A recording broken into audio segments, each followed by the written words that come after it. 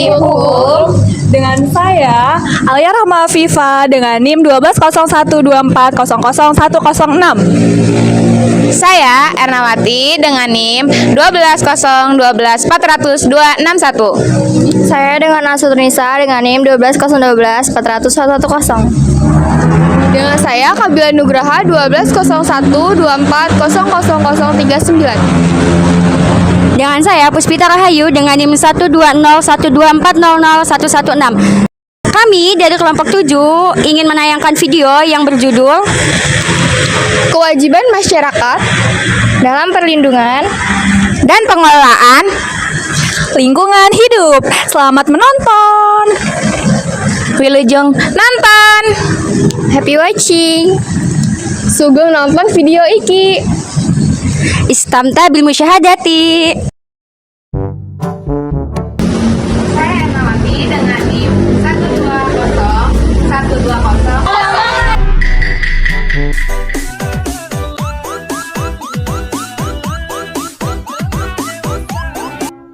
Selamat pagi, Pak.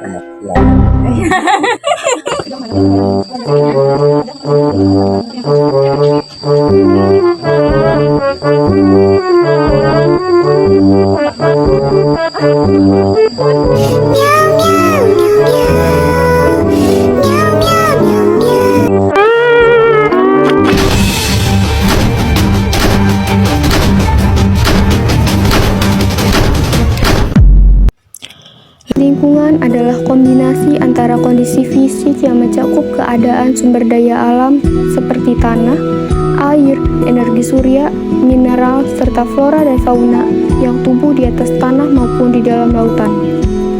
Dengan kelembagaan yang meliputi ciptaan manusia, seperti keputusan bagaimana menggunakan lingkungan fisik tersebut.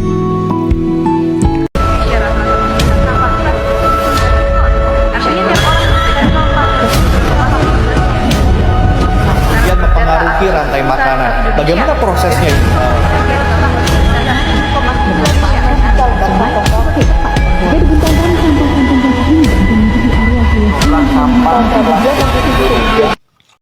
Lingkungan yang kita tinggali secara cuma-cuma sering dirusak oleh berbagai macam kelakuan manusia. Masalah terbesar yaitu sampah. Membuang sampah secara sembarangan mengotori lingkungan karena sampah tersebut numpuk. Lingkungan yang kotor mengakibatkan kesehatan terganggu, rusaknya kelestarian lingkungan, mendatangkan banjir, dan masih banyak dampak lainnya. Masih maukah kita hidup di tengah-tengah lingkungan yang kotor ini? Plastik jadi barang yang Sampah yang terus menumpuk dan menggunung. Inilah kondisi TPA sampah di Indonesia. Inilah sampah kita.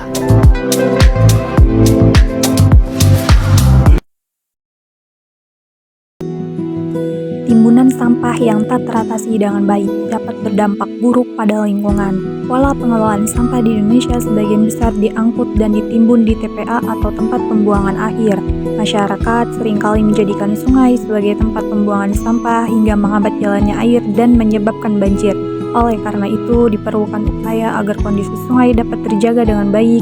Dimulai dari upaya sederhana yang dapat kita lakukan adalah dengan mengganti kantong plastik belanja dengan tas tote bag atau paper bag yang lebih ramah lingkungan. Dan juga kita bisa mulai mengurangi penggunaan botol minum kemasan plastik dengan menggunakan tumbler.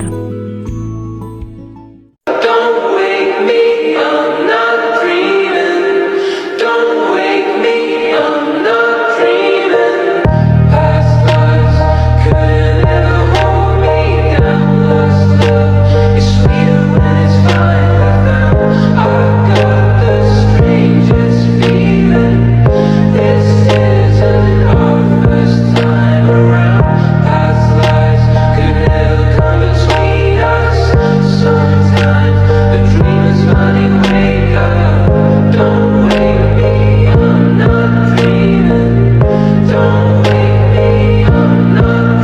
Berikut merupakan lingkungan yang masih sangat terjaga keasliannya, yaitu suku Baduy.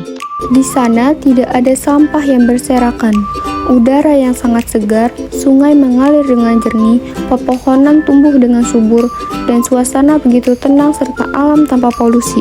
Masyarakat Baduy memiliki kesadaran yang tinggi untuk tidak merusak alam. Hal ini menjadi contoh nyata bahwa menjaga lingkungan bukanlah hal yang sulit jika dimulai dari kebiasaan yang sederhana namun konsisten. Patut kita contoh karena menjaga lingkungan bukan hanya mencerminkan rasa tanggung jawab kita terhadap alam, tetapi juga menjadi langkah nyata dalam menciptakan tempat tinggal yang sehat, lestari, dan nyaman untuk semua makhluk hidup. Bersih itu indah, maka dari itu buang sampah pada tempatnya. Saat mendaki, kita harus membuang sampah sesuai dengan tempatnya. Jangan ya.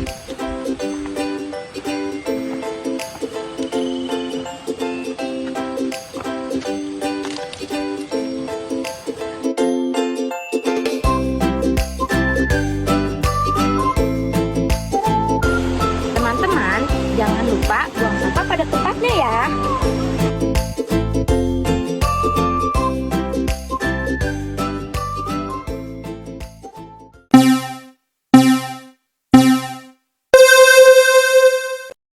Halo teman-teman, saya sedang berada di suku Baduy. Kali ini, saya akan memaparkan materi. Apa sih kewajiban itu? Kewajiban adalah hal-hal yang wajib atau harus dilaksanakan atau dilakukan. Lalu, apa itu kewajiban masyarakat dalam PPLH? Kewajiban masyarakat dalam PPLH adalah tanggung jawab setiap warga negara untuk menjaga kelestarian lingkungan. Ini bisa berupa tidak membuang sampah sembarangan, menghemat air dan energi, menanam pohon, serta berpartisipasi dalam kegiatan pelestarian lingkungan. Kewajiban ini melekat pada setiap orang, badan usaha, dan pemerintah. Ada dua kewajiban. Yang pertama, kewajiban umum setiap orang, dan yang kedua, kewajiban masyarakat. Kewajiban umum setiap orang. Setiap orang berkewajiban memelihara kelestarian fungsi lingkungan hidup serta mengendalikan pencemaran dan atau kerusakan lingkungan hidup. Tercantum dalam pasal 67 ayat 2 Undang-Undang PPLH. Yang kedua, memberikan informasi yang terkait dengan perlindungan dan pengelolaan lingkungan hidup secara benar, akurat, terbuka, dan tepat waktu. Ini tercantum pada pasal 68 Undang-Undang PPLH. Dan yang terakhir, mentaati peraturan perundang-undangan di bidang PPLH. Selanjutnya, kewajiban masyarakat. Selain kewajiban umum, masyarakat juga memiliki hak untuk berperan serta dalam perlindungan dan pengelolaan lingkungan hidup. Peran serta ini dapat diwujudkan dalam berbagai bentuk, seperti pengawasan sosial, pemberian saran dan pendapat, serta partisipasi dalam pengambilan keputusan, tercantum pada pasal 70 Undang-Undang PPLH. Dalam pasal 67 Undang-Undang Nomor 32 Tahun 2009 menyatakan bahwa setiap orang berkewajiban untuk 1. Memelihara kelestarian fungsi lingkungan hidup. Yang kedua, mencegah atau menanggulangi pencemaran atau kerusakan lingkungan hidup. Yang ketiga, menggunakan sumber daya alam secara bijaksana. Yang keempat, melestarikan fungsi lingkungan hidup. Dan yang terakhir, melaksanakan ketentuan peraturan perundang-undangan lainnya yang berkaitan dengan perlindungan dan pengelolaan lingkungan hidup. See you di materi selanjutnya. Halo teman-teman, saya sekarang berada di suku Baduy dan saya akan memaparkan materi selanjutnya, yaitu bentuk-bentuk kewajiban masyarakat. Secara praktis, kewajiban masyarakat dapat diwujudkan berbagai bentuk. Yang pertama yaitu tidak mencemari lingkungan. Kita sebagai masyarakat tidak boleh membuang sampah atau limbah secara sembarangan. Yang kedua yaitu melaporkan tindak pencemaran. Masyarakat memiliki kewajiban moral dan hukum untuk melaporkan kegiatan yang berpotensi telah menyebabkan pencemaran atau kerusakan lingkungan kepada pihak yang berwenang. Yang ketiga yaitu melestarikan sumber daya alam. Kewajiban ini termaksud tidak melakukan eksploitasi berlebihan terhadap sumber daya alam dan turut serta menjaga keseimbangan ekosistem. Keempat, yaitu mengikuti aturan zonasi atau tata ruang. Masyarakat wajib mematuhi ketentuan tata ruang seperti tidak mendirikan bangunan kawasan konversi, daerah aliran sungai, dan sepadan pantai. Yang kelima, yaitu berpartisipasi dalam lingkungan. Kita wajib ikut serta membangun kegiatan seperti revitalisasi, penghijauan, pembersihan sungai, dan gotong royong.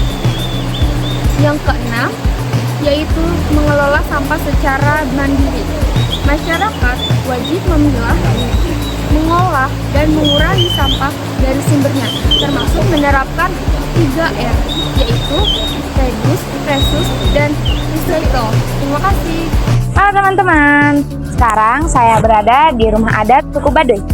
Di sini saya akan memaparkan materi selanjutnya, yaitu implikasi hukum terhadap pelanggaran kewajiban. Teman-teman, tahu tidak, jika masyarakat melalaikan kewajibannya, maka dapat dikenakan sanksi administratif, perdata, atau pidana sesuai ketentuan dalam Undang-Undang Nomor 32 Tahun 2009. Misalnya, pembuangan limbah ke sungai tanpa izin dapat dikenai pidana penjara dan atau denda. Tidak mematuhi aturan tata ruang bisa dikenakan pembongkaran paksa dan denda administratif. Nah, selanjutnya, pembakaran hutan dan lahan oleh individu juga bisa dikenakan pidana berat loh. Nah, yang selanjutnya yaitu aktivitas sederhana untuk melestarikan lingkungan. Yang pertama yaitu makan makanan lokal. Yang kedua, mengurangi pemakaian plastik sekali pakai. Nah, yang terakhir yaitu menghiasi rumah dengan tanaman. See you next di materi selanjutnya. Kewajiban badan usaha atau kegiatan. Yang pertama, menaati persyaratan izin lingkungan. Setiap usaha atau kegiatan yang berpotensi menimbulkan dampak terhadap lingkungan hidup wajib memiliki izin lingkungan. Izin ini membuat berbagai persyaratan yang harus dipenuhi oleh pemegang izin dalam melakukan usahanya. Yang kedua, melaksanakan pengelolaan lingkungan hidup sesuai dengan izin lingkungan dan peraturan perundang-undangan. Yang ketiga, bertanggung jawab atas dampak lingkungan yang ditimbulkan oleh usaha atau kegiatannya. Hal ini termasuk kewajiban untuk melakukan pencegahan, penanggulangan, dan pemulihan kerusakan lingkungan. Yang keempat, penyediaan informasi yang benar dan akurat mengenai dampak lingkungan dari usaha atau kegiatannya. Yang kelima, melaporkan secara berkala mengenai pelaksanaan pengelolaan lingkungan hidup, kewajiban pemerintah, dan pemerintahan daerah. Yang keenam, menyusun dan melakukan kebijakan, perlindungan dan pengelolaan lingkungan hidup. Yang ketujuh, inventarisasi lingkungan hidup. Yang kedelapan, menetapkan wilayah ekoregion. Yang kesembilan, menyusun rencana perlindungan dan pengelolaan lingkungan hidup atau RPPLH. Yang kesepuluh, melakukan pengendalian pencemaran dan kerusakan lingkungan hidup. Pengendalian ini meliputi pencegahan, penanggulangan, dan pemulihan. Jadi saya sedang berada di Pulau Merak Kecil yang terletaknya di Mekarsari, Kecamatan Pulau Merak, Kota Cilegon. 11. Melakukan pengawasan terhadap penataan peraturan perundang-undangan di bidang perlindungan dan pengelolaan lingkungan hidup. 12. Menegakkan hukum lingkungan secara konsisten. 13. Memfasilitasi peran serta masyarakat dalam perlindungan dan pengelolaan lingkungan hidup. 14. Mengembangkan dan menerapkan instrumen ekonomi lingkungan. 15. Melakukan pengelolaan sumber daya alam secara lestari. 16. Mengantisipasi dan menangani isu lingkungan global. Prinsip yang mendasari kewajiban. Pelaksanaan kewajiban dalam perlindungan dan pengelolaan lingkungan hidup didasarkan pada sejumlah prinsip, antara lain yang pertama, prinsip kehati-hatian, yaitu mengambil tindakan pencegahan meskipun belum terdapat kepastian ilmiah mengenai potensi dampak negatif suatu kegiatan. 2. Prinsip pencemaran membayar, yaitu setiap orang yang melakukan pencemaran atau perusakan lingkungan hidup wajib menanggung biaya pemulihan. 3. Prinsip partisipasi, yaitu memberikan kesempatan kepada masyarakat untuk terlibat dalam proses pengambilan keputusan terkait lingkungan hidup. 4. Prinsip pembangunan berkelanjutan, yaitu memenuhi kebutuhan generasi saat ini tanpa mengorbankan kemampuan generasi mendatang untuk memenuhi kebutuhannya.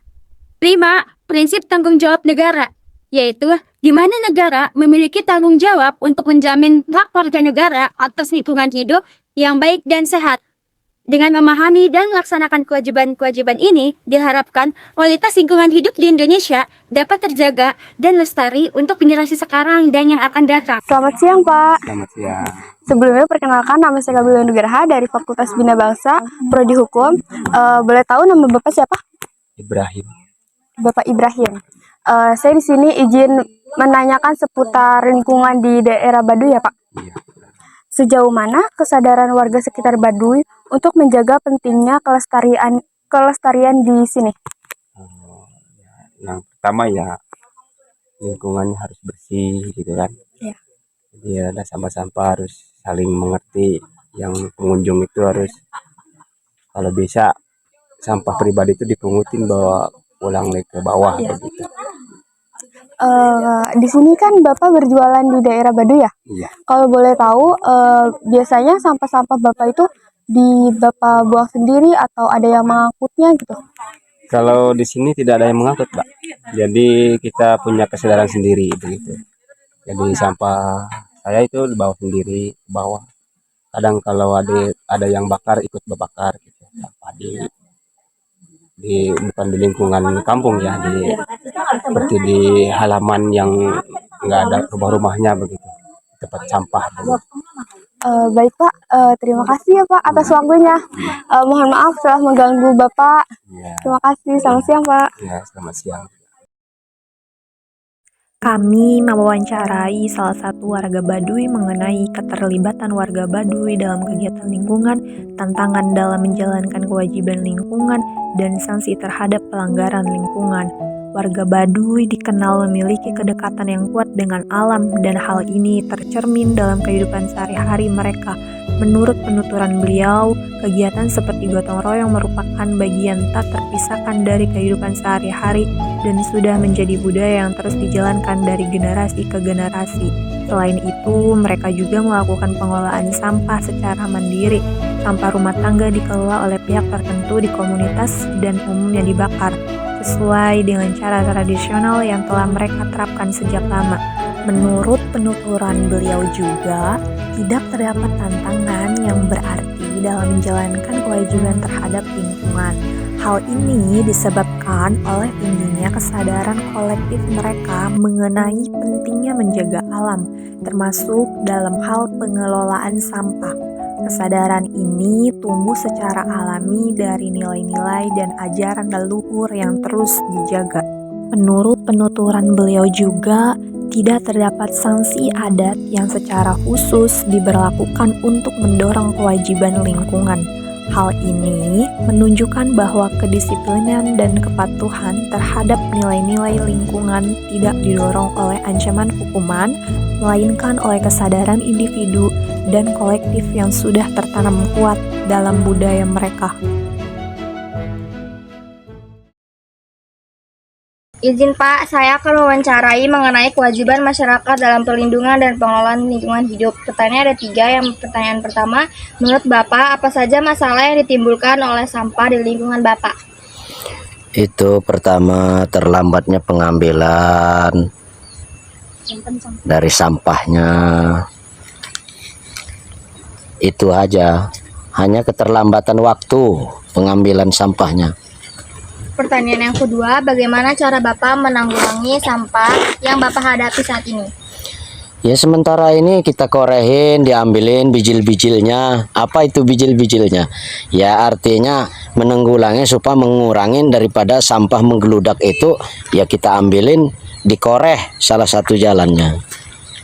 Pertanyaan terakhir, menurut Bapak, apa saja solusi yang bisa dilakukan untuk mengurangi jumlah sampah di lingkungan Bapak?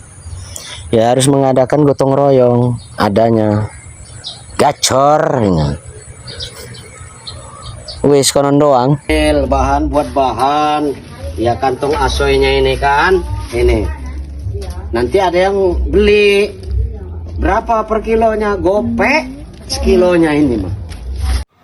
Kesimpulan yang didapat dari narasumber untuk solusi mengurangi jumlah sampah di lingkungan yang bisa dilakukan yaitu dengan cara pemilahan sampah seperti sampah organik dan anorganik, pengomposan sampah organik, dan partisipasi dalam program daur ulang. Dan penting juga untuk masyarakat meningkatkan kesadaran tentang pentingnya menjaga kebersihan dan meminimalisir penggunaan plastik. Upaya yang dilakukan untuk mengedukasi masyarakat tentang cara mengelola sampah dengan benar, mulai dari pemilahan hingga pengolahan. Edukasi ini mencakup berbagai aspek, termasuk jenis sampah, cara pemilahan yang tepat, pengolahan sampah atau daur ulang, dan pembuangan sampah yang bertanggung jawab. Sekian tayangan video dari kami. Terima kasih.